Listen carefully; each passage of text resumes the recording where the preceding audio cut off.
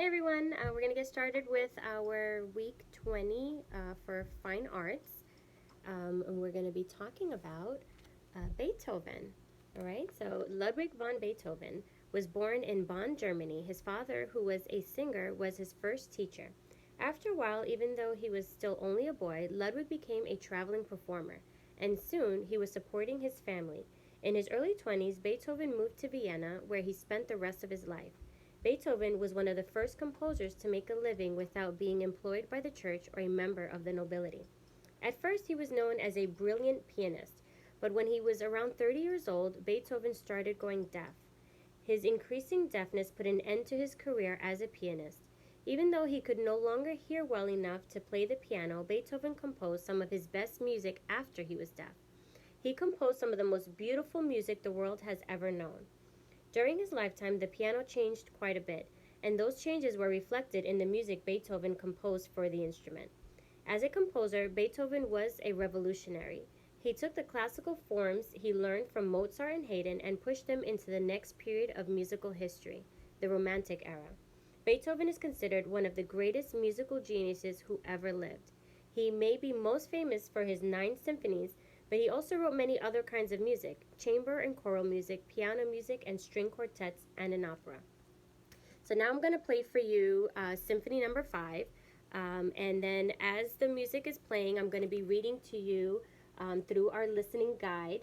And I'm going to take you through all the different types of instruments that you guys are going to be hearing.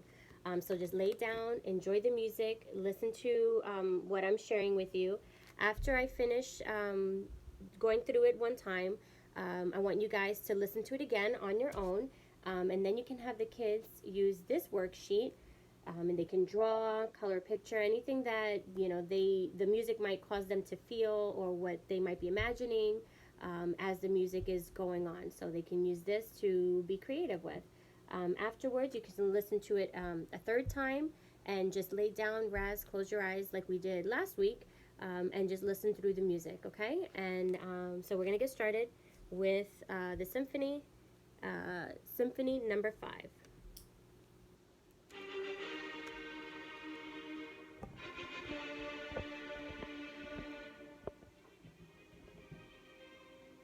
Okay, the movement begins with Rage, the famous 4-note melody. A 4-note theme flashes through the orchestra like lightning. Everyone stops. Violins hold the note in suspense. The orchestra plays the 4-note theme, holding the last note again, stops with 2 forceful chords.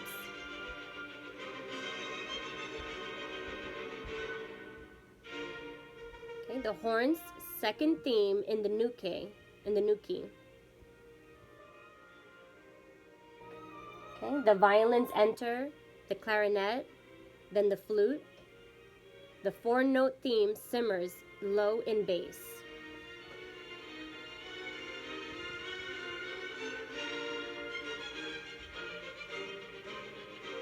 Okay, statements of the 4-note theme, and then silence.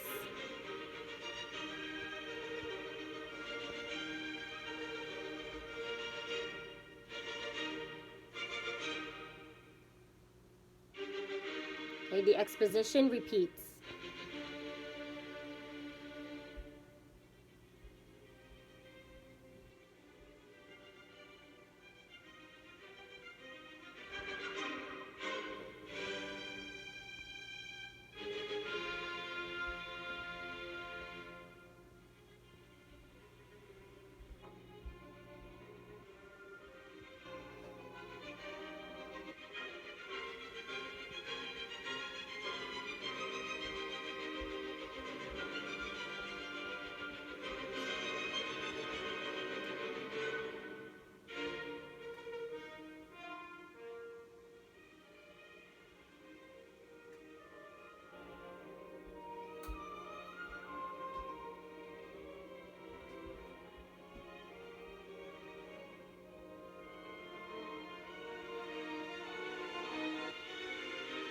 Okay, the 4-note theme, the horns, the violins come in.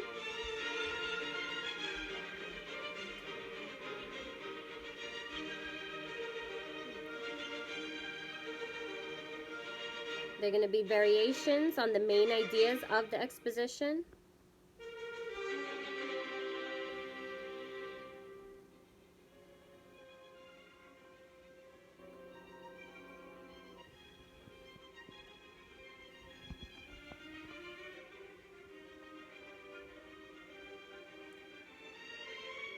Then we're going to come into a crescendo.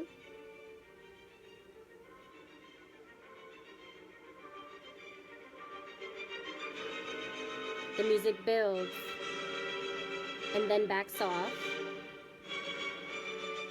And then it's a fake out until finally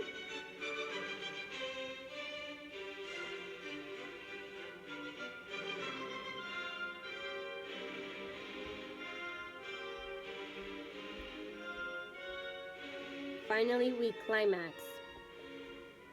The strings call the start of the second theme. Okay, it slows, long notes developed, winds alternate with the strings, it's quieter, softer. Okay, and then a blast, a 4-note theme, alternates quiet and then loud.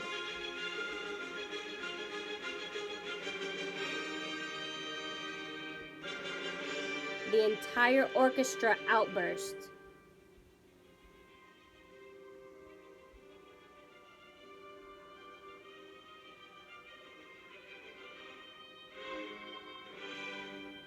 Okay, the 4-note theme makes way around the strings.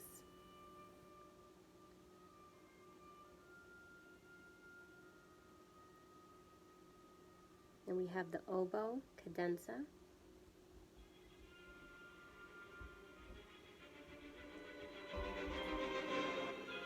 The motion builds to a climax. And we have 2 big chords.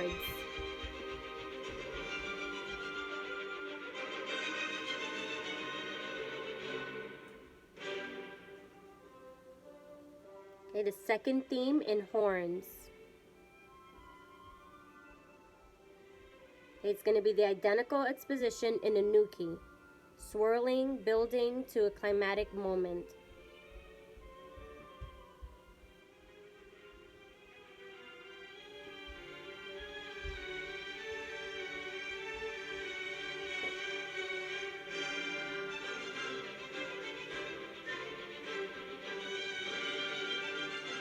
And just when you think it's over, the violins go up.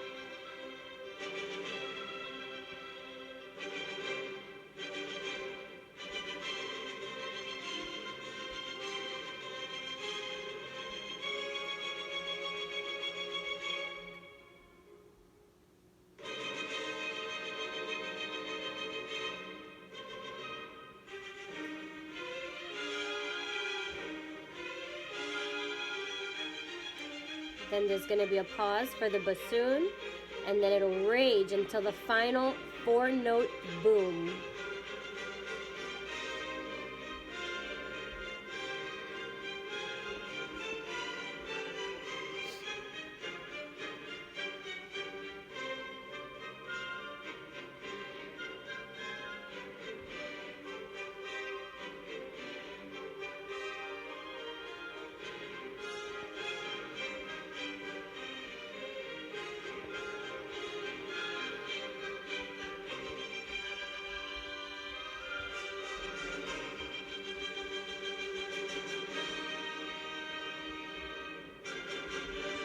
Now we're coming to the end.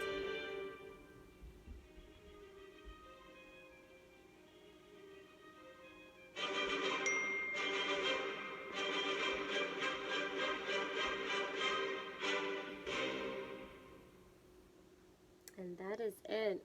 So beautiful. All right, so I want you guys to listen to it again and pull out your worksheet, and then kids, you can draw, and I want to see them, okay? So send me pictures of everything you guys do, all right? I love you guys. I miss you, and I'll see you in science.